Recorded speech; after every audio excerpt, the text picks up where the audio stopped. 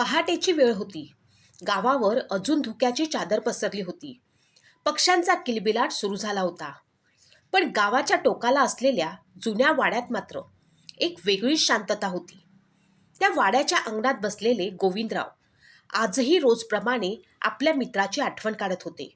दत्तात्रय पाटील, गावातील आदर्श शिक्षक, 30 वर्ष हजारो विद्यार्थ्यांना घडवणारा माणूस. स्वतःच्या आयुष्यात प्रामाणिकपणाचा एकही धडा कधी सोडला नाही. पण नशिबाचा खेळ असा झाला की ज्या माणसाने आयुष्यभर इतरांची घरं चालवली, त्याच्याच मृत्यूनंतर त्याच्या घरात वादळ उठलं होतं. दत्तात्रय यांना जाऊन 6 महिने झाले होते. पत्नी त्यांच्या आधीच गेली होती. मागे होत्या 2 मुली, मोठी मिनल आणि धाकटी स्वाती. लहानपणी दोघी एकमेकींशिवाय कधी राहायच्या नाहीत.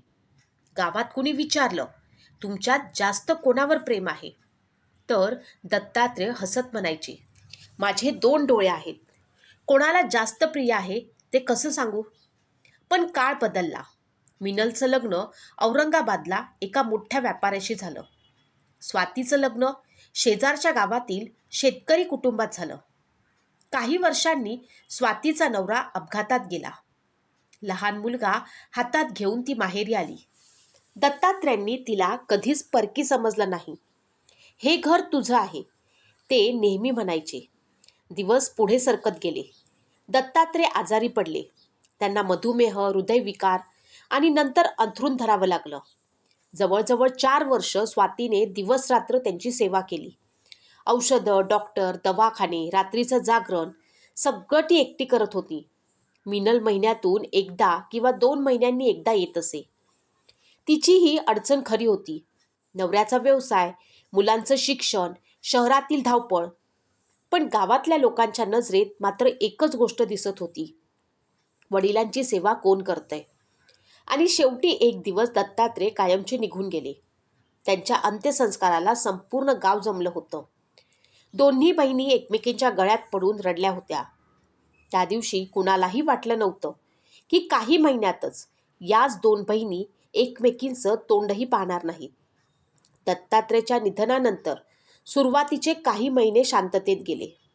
पण एक दिवस गावातील नातेवाईकानं मिनलच्या कानात शब्द टाकला, तुझ्या बाबांची 15 एकर शेती आहे, गावातला मोठा वाडा आहे, सगळं स्वातीच्या नावावर झालं तर?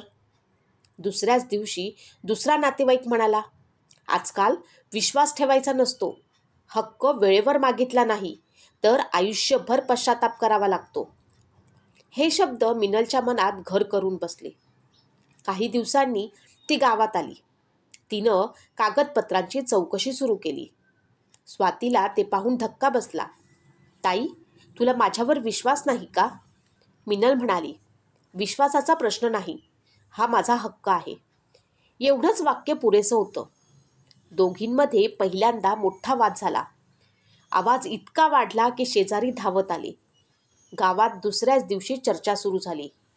पाटलांच्या मुली शेतीसाठी भांडतायत. काहींनी मिनलची बाजू घेतली. हक्क मागणं चुकीचा नाही. काहींनी स्वातीची बाजू घेतली. 4 वर्ष सेवा कोणी केली.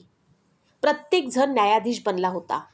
पण त्या 2 बहिणींच्या मनात काय चाललं होतं हे कुणालाच माहीत नव्हतं.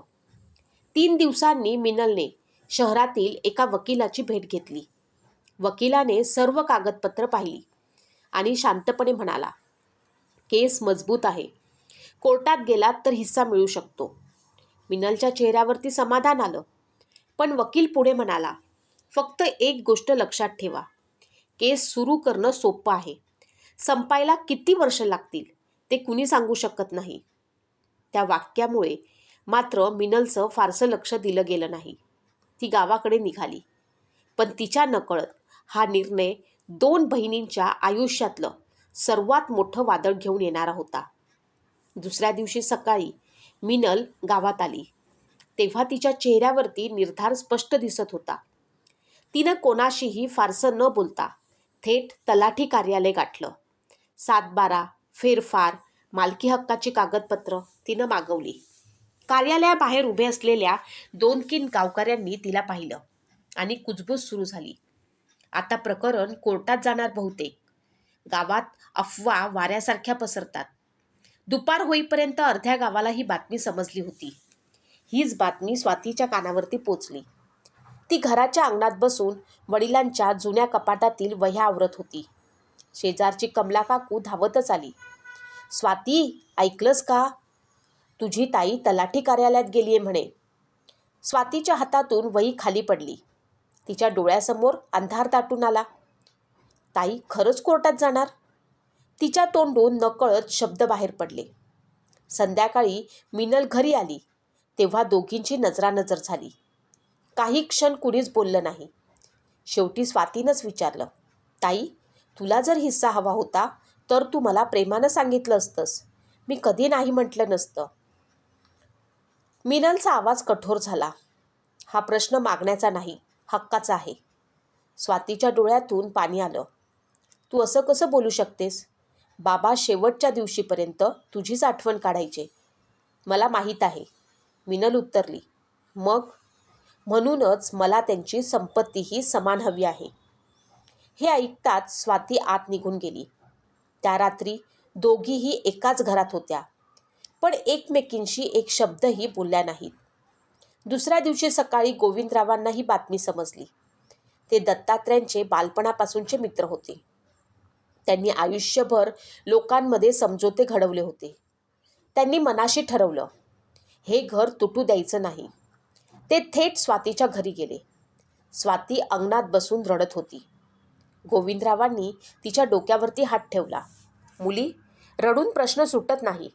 ती म्हणाली, काका, मी ताईला कधीच परकं मानलं नाही. बाबांच्या उपचारासाठी माझे दागिने विकले, शेती गहाण ठेवली, कर्ज घेतलं.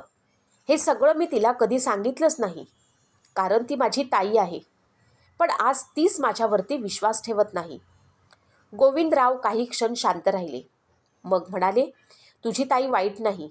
तिच्या मनात भीती निर्माण केली गेली आहे. भीती माणसाला स्वतःच्या माणसापासूनही दूर नेते. त्याच दुपारी ते मिनलकडे गेले. मिनलने त्यांना आदराने घरात बसवलं. चहा दिला. काही वेळ इतर विषयांवरती बोलल्यानंतर गोविंदराव थेट मुद्द्यावर आले. मिनल, तू कोर्टात जाणार आहेस म्हणे. मिनलनं निसंकोचपणे उत्तर दिलं, हो. का? माझा हक्क आहे. हक्क आहेच, पण एक प्रश्न विचारू? विचारा. बाबा शेवटच्या वेळी हॉस्पिटलमध्ये होते तेव्हा तू किती दिवस त्यांच्यासोबत होतीस? मिनल गप्प बसली. गोविंदराव पुन्हा म्हणाले, मी तुला दोष देत नाहीये. तुझ्याही अडचणी होत्या. पण त्या 4 वर्षात स्वातीनं काय सोसलं हे तू कधी तिच्याकडून विचारलंस का? मिनलने नकारार्थी मान हलवली. गोविंदराव शांत आवाजात म्हणाले, 2 दिवसांनी माझ्यासोबत एका ठिकाणी येशील. कुठे? ते आत्ताच सांगणार नाही. पण जर माझ्यावर विश्वास असेल तर ये. मिनलनं थोडा वेळ विचार केला आणि होकार दिला. 2 दिवसांनी सकाळी गोविंदराव स्वतः गाडी घेऊन मिनलला घेण्यासाठी आले. मिनलला वाटलं ते तिला एखाद्या वकिलाकडे किंवा सरकारी कार्यालयात घेऊन जातील. पण गाडी गावाच्या बाहेर निघाली आणि शहराच्या दिशेनं जाऊ लागली. जवळजवळ 1.5 तासाच्या प्रवासानंतर गाडी एका मोठ्या इमारतीसमोर थांबली. फाटकावरती मोठ्या अक्षरात लिहिलं होतं, आनंद वृद्धाश्रम. ते नाव वाचताच मिनल आश्चर्यानं गोविंदरावांकडे पाहू लागली. गोविंदराव फक्त एवढंच म्हणाले, आज तुला काही दाखवायचंय. ते पाहिल्यावर जर तुला कोर्टात जायचं असेल तर मी स्वतः तुला वकिलाकडे घेऊन जाईन. हे ऐकून मिनलच्या मनात उत्सुकता आणि भीती दोन्ही निर्माण झाल्या. तिला अजून कल्पनाही नव्हती की त्या वृद्धाश्रमात तिला अशा काही कहाण्या ऐकायला मिळणार होत्या ज्या तिच्या आयुष्याचा विचार करण्याची दिशा कायमची बदलून टाकणार होत्या. गोविंदराव आणि मिनल वृद्धाश्रमाच्या आवारात शिरले. समोर हिरवळ होती. काही ज्येष्ठ नागरिक बाकावरती बसून उन्हात गप्पा मारत होते, तर काही जण शांतपणे आकाशाकडे पाहत होते. वातावरणात एक विचित्र शांतता होती.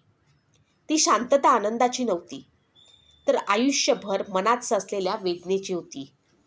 वृद्धाश्रमाचे संचालक गोविंदरावांना ओळखत होते. त्यांनी दोघांचे स्वागत केले आणि म्हणाले, आज कोणाला घेऊन आलात? गोविंदराव म्हणाले, एका मुलीला. तिच्या आयुष्यातला सर्वात मोठा निर्णय घेण्यापूर्वी काही सत्य दाखवायला. संचालक काहीच बोलले नाहीत. त्यांनी दोघांना एका मोठ्या हॉलमध्ये नेलं. तिथे सुमारे 25-30 वृद्ध बसले होते.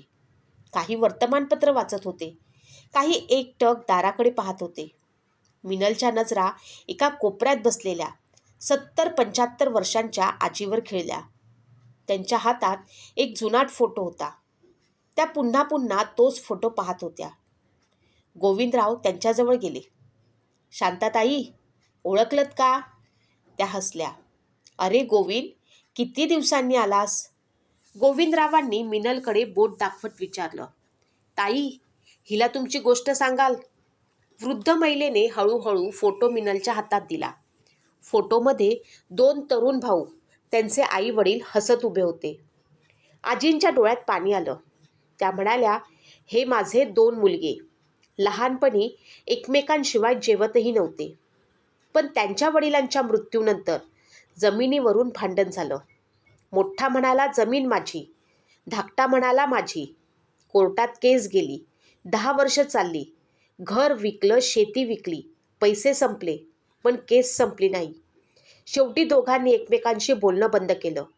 आज 15 वर्ष झाली. दोघंही जिवंत आहेत, पण मला भेटायला कोणीच येत नाही. मिनलचा घसा दाटून आला. आजी पुढे म्हणाल्या, मुली, जमिनीचे तुकडे झाले, पण माझं कुटुंबही तुकडे झालं. न्यायालयानं निकाल दिला, पण मला माझे मुलगे परत दिले नाहीत. मिनलच्या डोळ्यात पाणी आलं. ती काही बोलू शकली नाही. गोविंदराव तिला दुसऱ्या खोलीत घेऊन गेले. तिथे एक वृद्ध गृहस्थ व्हीलचेअरवरती बसले होते. त्यांच्या टेबलावरती अनेक कोर्टांच्या फायली होत्या. गोविंदराव म्हणाले, देशमुख काका, हिला तुमचा अनुभव सांगा. वृद्ध गृहस्थ हसले, पण त्या हसण्यामागे खूप दुःख होतं. ते म्हणाले, मी आयुष्यभर न्यायासाठी कोर्टात लढलो, जिंकलोही. पण जेव्हा निकाल लागला तेव्हा माझा भाऊ या जगात नव्हता. आम्ही दोघांनी मिळून शेती करायची स्वप्न पाहिली होती. शेवटी मला जमीन मिळाली, पण भाऊ गमावला. त्या जमिनीवरती उभं राहिलं की आजही वाटतं, ही जमीन रिकामी नाही. माझ्या हट्टांची किंमत इथे पुरलेली आहे. त्यांच्या प्रत्येक शब्दाने मिनलच्या मनावरती खोल जखम होत होती. ती वृद्धाश्रमाच्या अंगणात आली आणि एका झाडाखाली जाऊन शांत बसली. तिच्या डोळ्यासमोर लहानपणाचे दिवस तरळू लागले. स्वाती लहान असताना तिच्या मागे मागे फिरायची. शाळेत कुणी तिला त्रास दिला तर ती मिनल तिच्यासाठी भांडायची.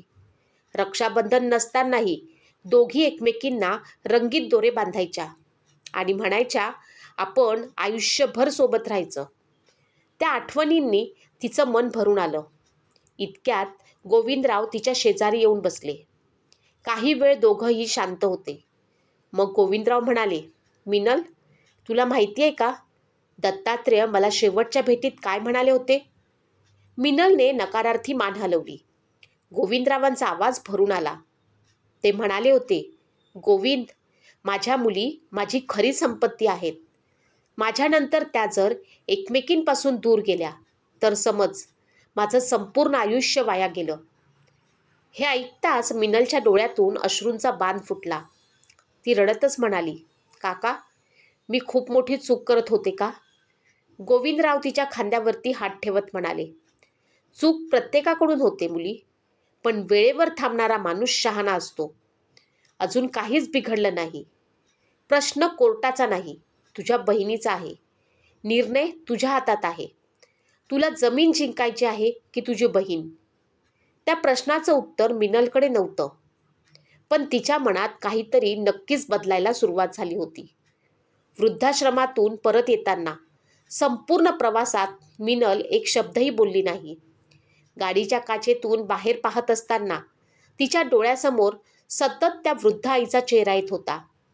न्यायालयाने निकाल दिला, पण माझे मुलगे परत दिले नाहीत, हे शब्द तिच्या कानात घुमत होते. गाडी गावात पोचली तेव्हा संध्याकाळ झाली होती. गोविंदरावांनी तिला घरासमोर सोडलं आणि फक्त एवढंच म्हटलं, निर्णय घाईत घेऊ नकोस. रागात घेतलेला निर्णय आयुष्यभर पश्चाताप देतो. मिनल शांतपणे घरात गेली. त्या रात्री तिला झोपच लागली नाही. ती वारंवार वडिलांच्या खोलीत जाऊन बसत होती. कपाट उघडत होती, पुन्हा बंद करत होती. प्रत्येक वस्तूवर वडिलांच्या आठवणी कोरलेल्या होत्या. जुने चष्मे, खडूचा डब्बा, विद्यार्थ्यांनी दिलेली शुभेच्छा पत्रे, आईचा फोटो, जुन्या डायऱ्या, सगळं पाहताना तिच्या डोळ्यातून अश्रू वाहत होते. पहाटेच्या सुमारास तिनं कपाटाच्या वरच्या कप्प्यात ठेवलेली एक लाकडी पेटी खाली काढली. ती पेटी तिने कधीच उघडली नव्हती. कुलूप नव्हतं. झाकण उघडताच आत काही जुनी कागदपत्र, आईची मंगळसूत्राची रिकामी डब्बी आणि तपकिरी रंगाचं एक बंद पाकिट दिसलं. त्या पाकिटावरती दत्तात्रयांच्या हस्ताक्षरामध्ये लिहिलं होतं, माझ्या 2 मुलींसाठी, माझ्या जाण्यानंतरच उघडावे. मिनलच्या अंगावरती शहारा आला. तिनं थरथरत्या हातांनी पाकिट उघडलं. आत 4 पानांचं पत्र होतं. प्रत्येक अक्षर ओळखीचं होतं. तिनं वाचायला सुरुवात केली. प्रिय मिनल आणि स्वाती, जर हे पत्र तुमच्या हातात आलं असेल तर मी या जगात नसेल. माझ्या जाण्याचं दुःख करू नका. प्रत्येकाला एक दिवस जायचंच असतं. पण माझी एकच भीती आहे, माझ्यानंतर माझ्या घरात शांतता राहील की वाद सुरू होईल. माझ्या मुलींनो, आयुष्यभर मी विद्यार्थ्यांना एकच धडा शिकवला की माणसांपेक्षा मोठी कोणतीच संपत्ती नसते. म्हणून माझ्या शेतीसाठी, घरासाठी किंवा पैशासाठी कधीही भांडू नका. स्वातीनं माझी सेवा केली म्हणून तिच्यावर प्रेम जास्त नव्हतं आणि मिनल दूर राहिली म्हणून प्रेम कमी नव्हतं. तुम्ही दोघी माझे श्वास आहात. एक श्वास थांबला तर दुसरा जगू शकत नाही.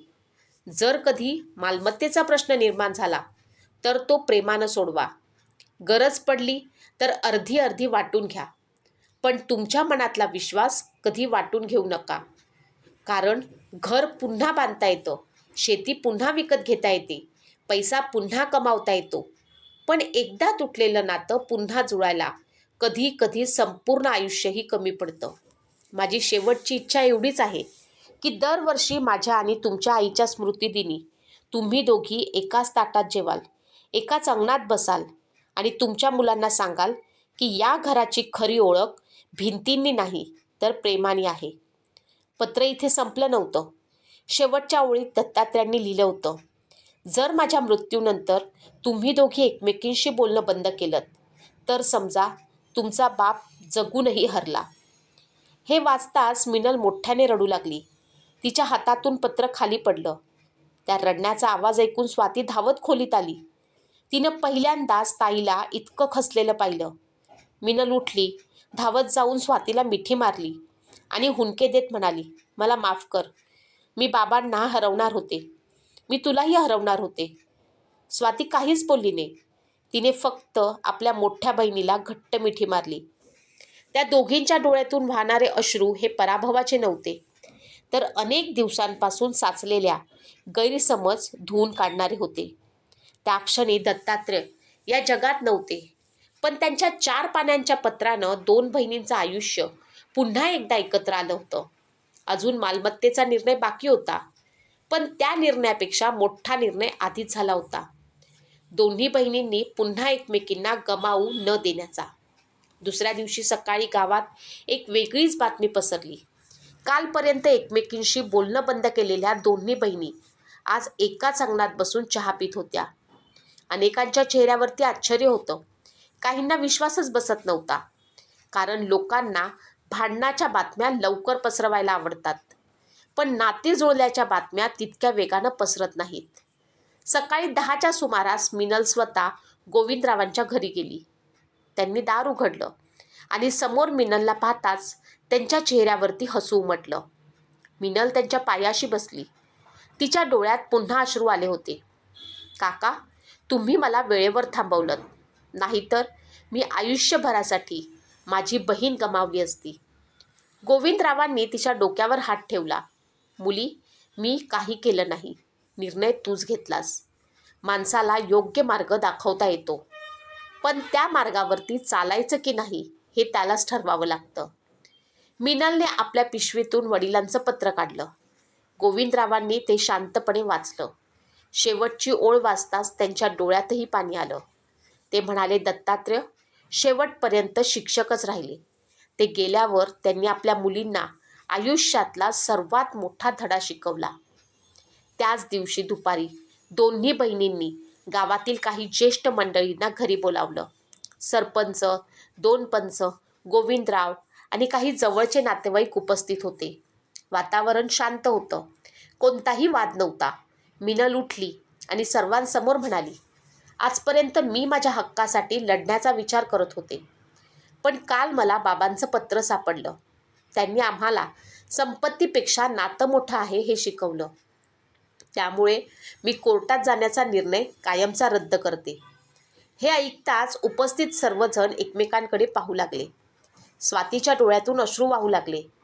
मिनल पुढे म्हणाली, माझा हक्क मला मान्य आहे, पण माझ्या बहिणीच्या त्यागाचाही तितकाच सन्मान आहे. गेली 4 वर्ष तिने आईबाबांची सेवा केली. त्यांनी घेतलेली कर्ज फेडली.